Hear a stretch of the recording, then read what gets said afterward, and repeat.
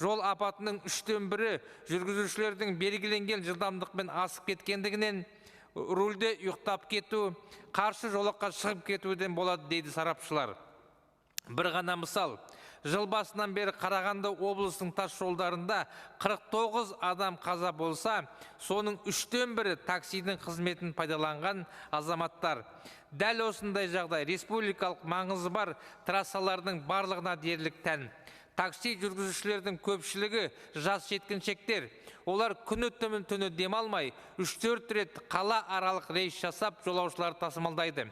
Түні бойы денені сергітетін сусын ішіп, оның әсері біткеннен кейін лезде ұйықтап кетеді.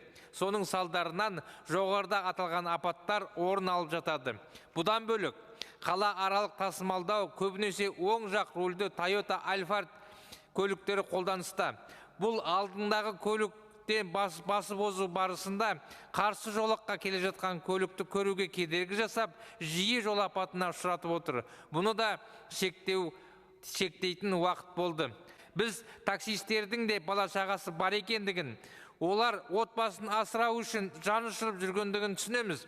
Бірақ басқа азаматтардың өміріне қауіп төндіріп ақша табу күнә.